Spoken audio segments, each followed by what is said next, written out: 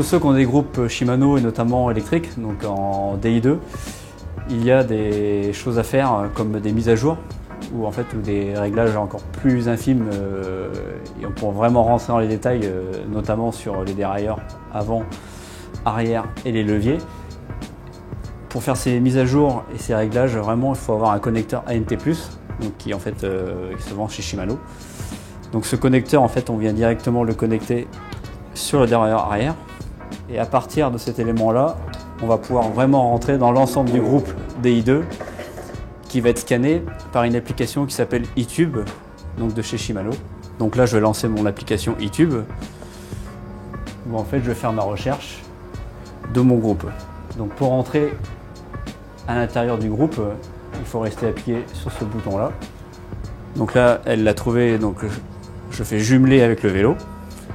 Et là ensuite, je peux vraiment personnaliser mon groupe de chaque unité.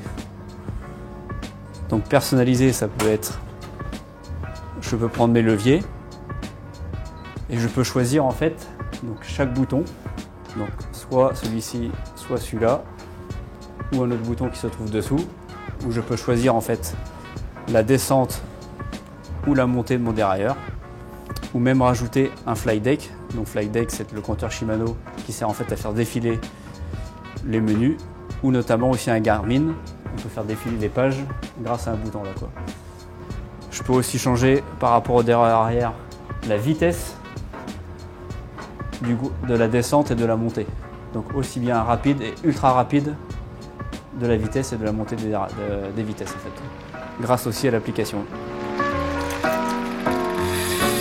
Ce que j'ai fait là, c'est à la portée de tout le monde, quoi. Sauf qu'il faut donc le connecteur ANT+, et l'application iTube de chez Shimano. Alors déjà, les mises à jour sont importantes chez Shimano puisque effectivement après on peut retrouver des défauts ou des problèmes électriques si les mises à jour ne sont pas faites régulièrement.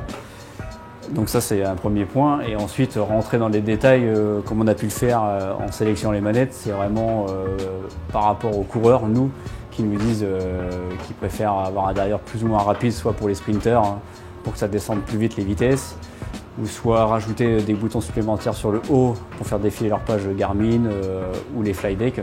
Ça va être vraiment personnalisé par rapport aux coureurs, quoi. Nous, ça va être ça le plus gros de notre application, quoi.